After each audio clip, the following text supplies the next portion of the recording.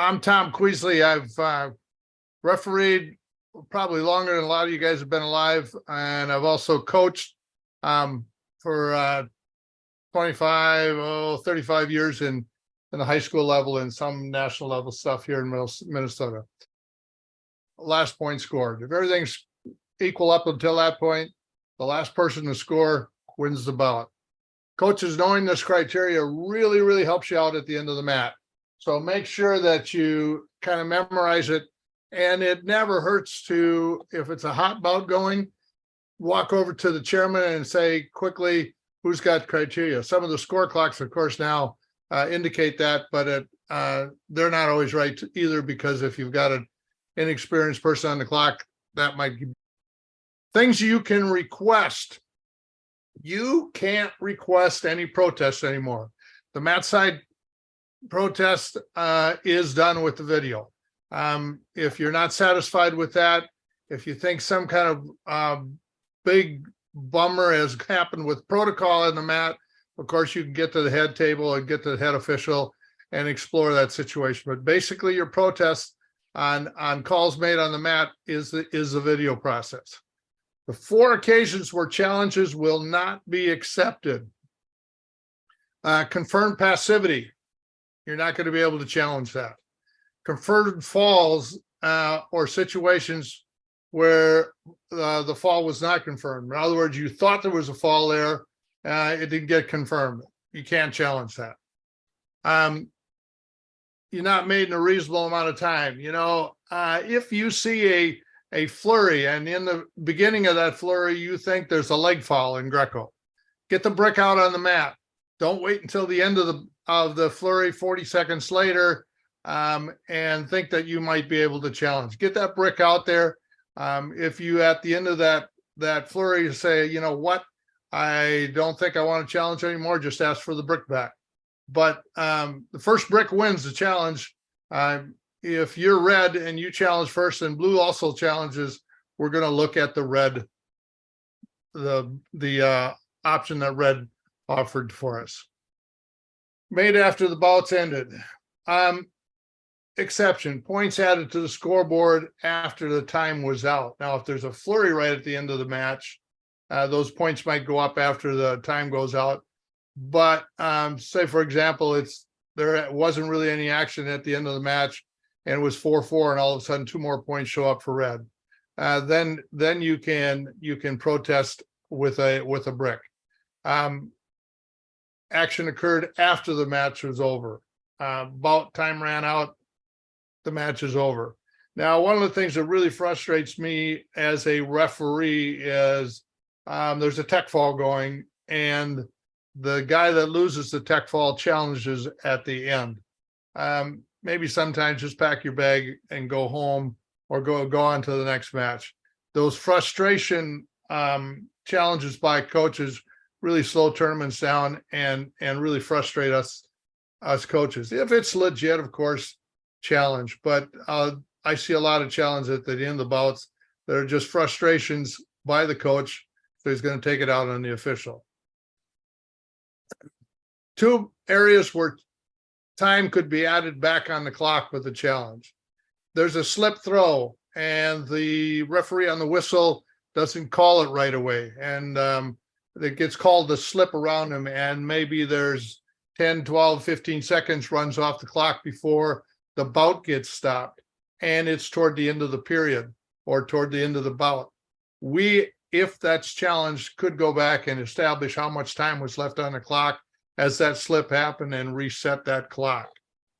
If the scoring on our conferred fall was determined as a direct result of an offensive flow, I get a leg trip and pin the kid, and then it's challenged and determined that there was a leg trip, and in that whole process of the pinning, again, some time ran off. We're going to add that time back to the bout and restart the bout. 4 questions you can ask from the coach's chair to the chairman, not to the official, not to the judge, to the chairman, without throwing the brick.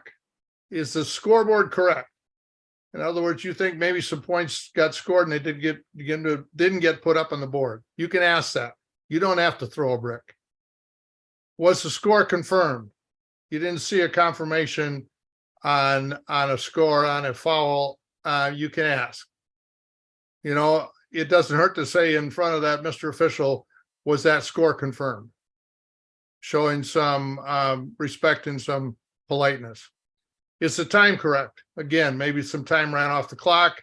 The score clock didn't get started on time. You know, you can get that corrected. The response from the chair would be, Coach, hey, yeah, let me check that score. Coach, hey, yeah, I did confirm that. Coach, let me check that time. Let me review that, and let them do that. Nobody should take offense at that. It's just something that should happen without any angst involved at all.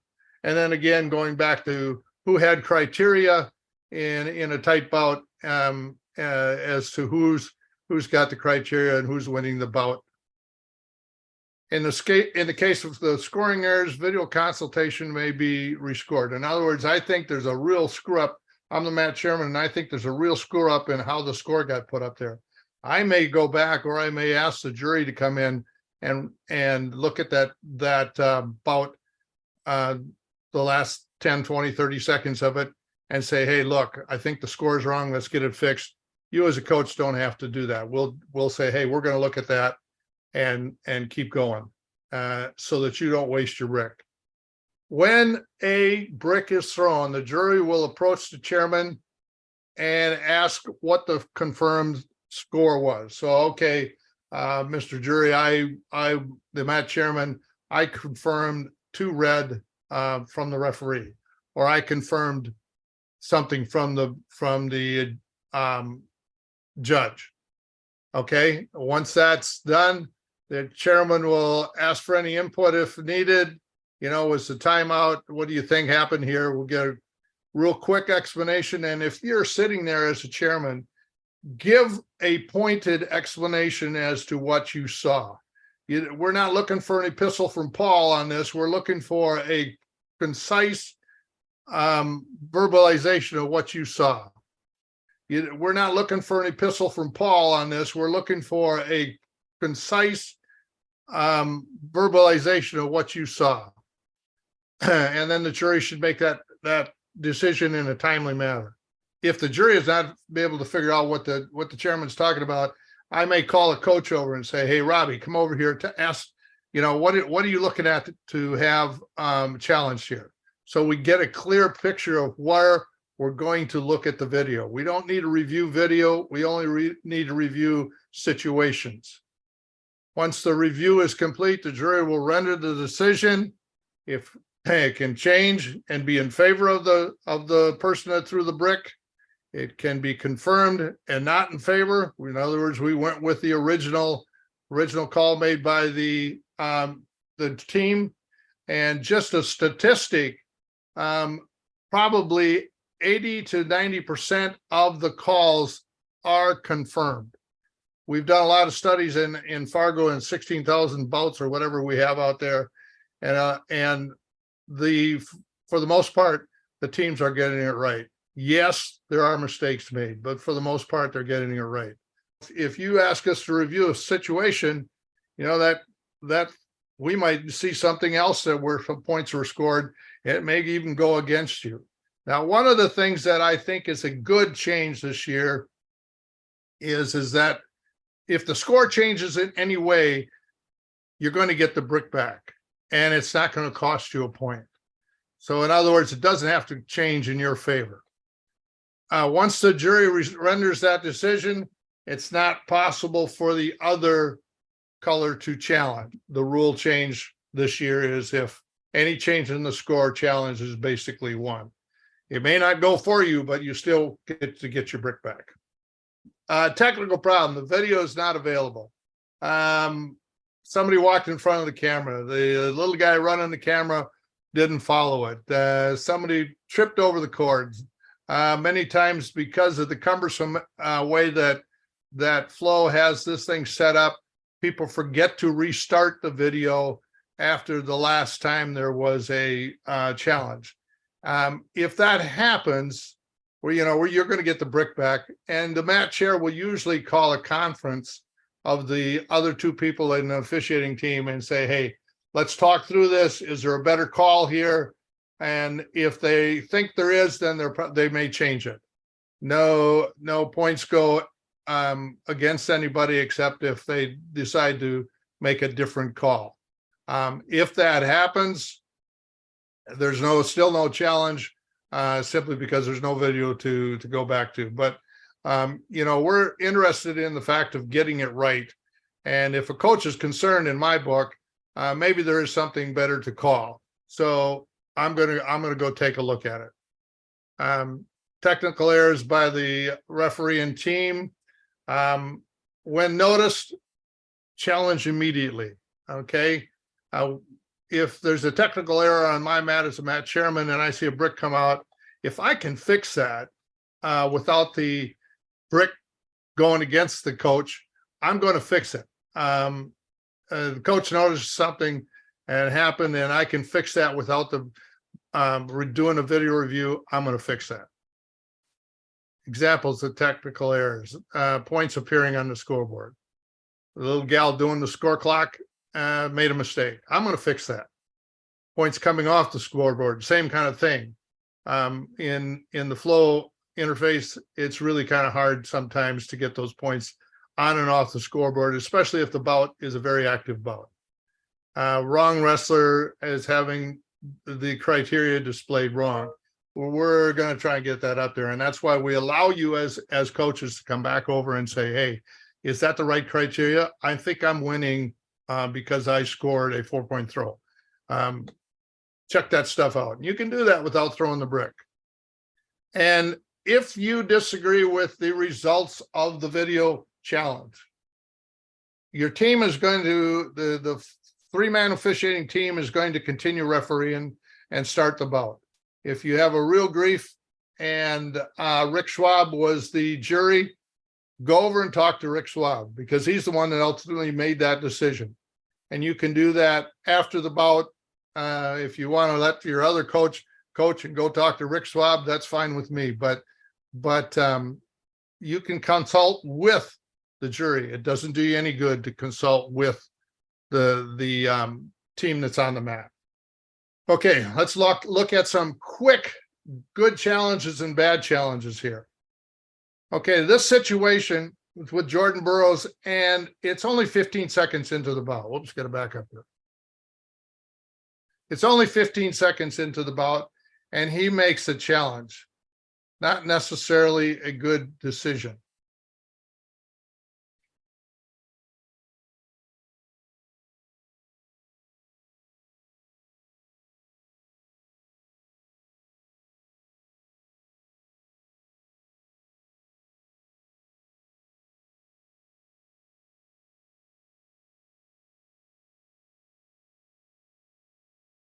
Now, if you notice here, the judge and the referee are pretty adamant in the fact that Red scored 1 point for a step out.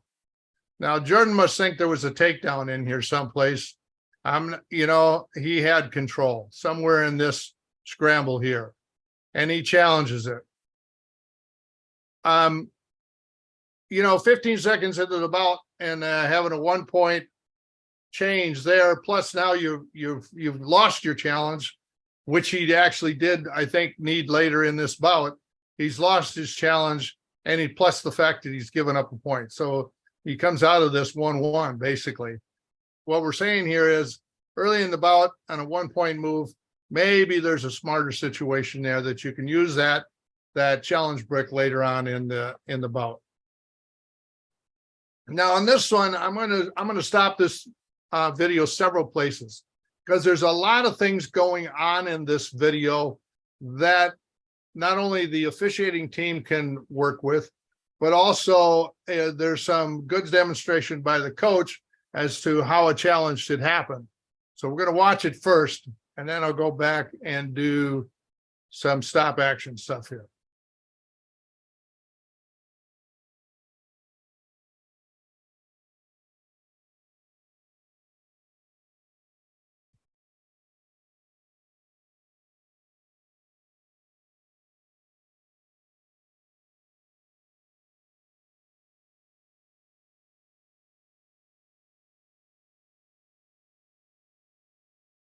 Okay, so in the action here,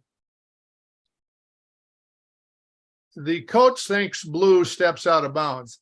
Now, first of all, this is a very risky challenge because as a coach, look where the camera is. When I go to a bout, if I were coaching, I'm going to first of all say, okay, the clock is clear the heck over there, and most clocks are set at this wide angle. Now you can see in this situation that it doesn't show us a heck of a lot for a step out situation.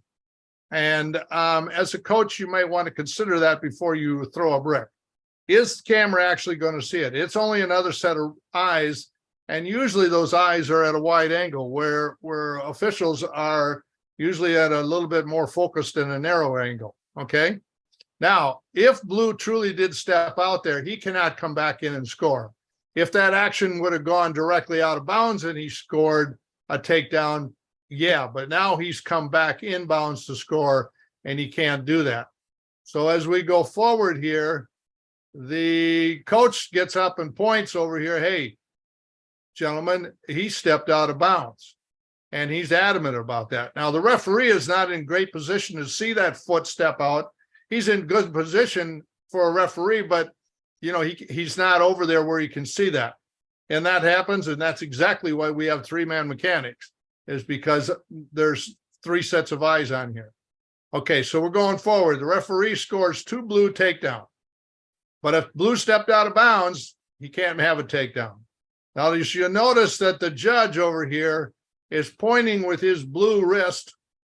Hey, there's a step out there, and he's pretty adamant that, hey, I see a step out, and he puts up 1 red right away. Now, if I'm the jury on this, and I look at this video and I can't see that step out, but I see that that judge has seen a step out, he puts up a red paddle right away with 1 point, and there's no hesitation. I, as a jury member, have to respect his position. So I may make a change in the call and see if that could make that a better call. And as a jury, usually there's 2 of us, or if we're working with the mat chairman in some cases, in some tournaments, we're going to look at what the jury or what the officiating team calls and see what position they're in. If they're in good position, probably the call is right. Now watch the coach. He pulls. He's already seen that there's a 2 go up and a 1 go up. He looks over to the chairman, very smart move, by the way, and sees what the chairman throws up. Now the chairman must have thrown up a 2, and he says, you know what, fellas, here's a brick. He didn't throw it in anger. He just threw the brick out. And that's saying to me as a referee, hey, I think that guy thinks there's a better call. Let's go look at it on video. And you notice that the judge over there is still pointing with his blue hand, indicating to the mat chairman, I saw a step out. Now, the mat chairman actually could, if he wanted to, have a little conference here. Usually when you see 2 points go one color and the points go in another color, I'm going to call a conference to the mat chairman and maybe even save that brick for the coach. The call was overturned and a 1 point awarded. So that was a good challenge by the referee. A very risky challenge, by the way, because of the angle of the camera, but a good challenge, and everything works out well in that situation, and exactly why we have the video challenge. Okay, now Tim had in his original PowerPoint here, he had the results of these challenges up. This is another good challenge. Watch this video and kind of put in your head what you think the score should be.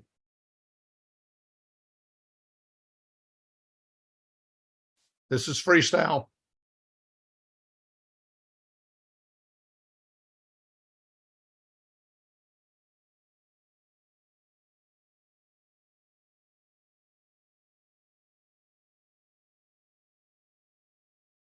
Okay.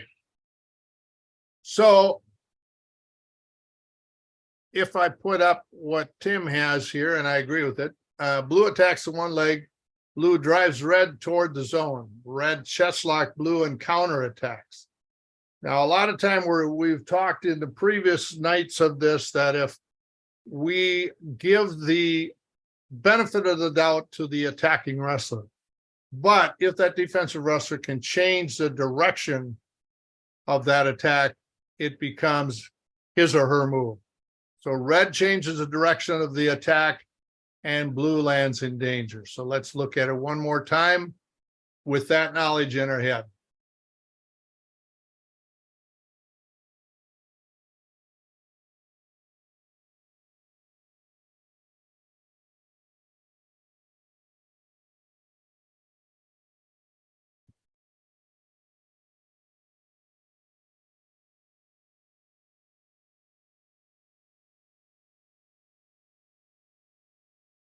Now, I coached a lot of years, but I don't think I ever coached anybody on an offensive move to leave their feet and expect to score.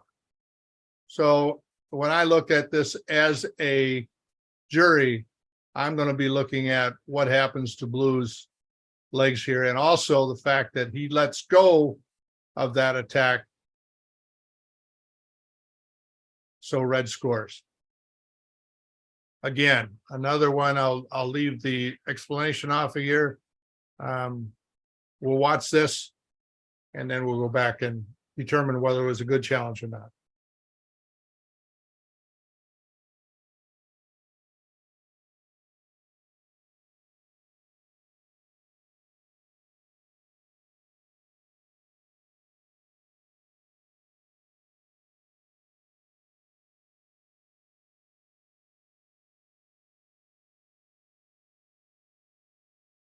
Okay, now we had a very similar situation in Rick's videos tonight. This is an over and underhook. This is Blue's move from the get-go. She lands on her back, but look at where Red's foot touches and Red's hand touch. Okay, so basically Red is out of bounds here and cannot counter. So this becomes basically a really nice throw that didn't go so well. It started out well, but it becomes a step out situation. Again, because Red's foot touches here, she's out of bounds, cannot score. And Blue initiated that score here inbounds with both feet inbounds. So in that challenge, you see that the referee puts up 2 red behind the score clock there, but indicating with the hand he scored red, and it was challenged and of course overturned. Okay, I want to talk real quick about where you as coaches and where you as referees can find some tools to help you out. I also manage a website for USWOA where you can find lots of tools that can help you out. One, the rule books are in the website. Tim Pearson offers a video of the day and rule question of the day, which are also on the website and also on Facebook.com, USWA Facebook. And he has quite a following there, and it's really interesting to see the responses. People are able to chime in and offer their suggestions and scores, and then Tim comes back the next day and posts what he thinks the score should be. It's a great learning situation. It's done daily. It starts 1st of March, goes all the way right up until Fargo. We're also instituting a USWA Instagram. We've started this RCEP program, and we're going to continue that. We're going to upgrade that with more Nearpod, more ways for coaches and referees to interact. And we're doing a lot of this stuff at the state level too, to make the coaches and referees at the state level get the same kind of stuff. Coaches always feel free that you could go to the pre-tournament clinics. Usually if it's a 3-day tournament, they're the night before. Those clinics are always posted on the schedule, but always feel free to step in to those clinics and listen to what the head referee or the clinician is talking about. And we like questions from coaches. We prefer coaches not to take over our clinic, but we do like questions from the coaches And I always tell referees that if coaches are teaching new technique, allow them to show that, and maybe you can learn something from what the coaches are now currently teaching, because it is changing, and it's always kind of a game. The rules change, and the coaches adjust to those rules. Documents in that USWA.com on the rules page. The art of refereeing is not on the rules page. It's in a different spot on the website, but it's a tremendous publication, again, put out by Tim Pearson for referees, and especially beginning referees. That it just shows and talks about position and a lot of stuff like that. The guidebook for Waymasters, again, is to help officials more than anything else, but it doesn't hurt you as a coach to understand what goes on at weigh-ins and why we do things at weigh-ins. People get upset with us at weigh-ins because we're very strict, but that's where the disaster starts many times in tournaments. And we want those weigh-ins to go cleanly. So we've developed a guidebook for that. And then this is probably more for the coaches, a guidebook for the challenge and the video review. Again, a publication developed by Tim, and all out there for us to make sure that we are transparent. We don't want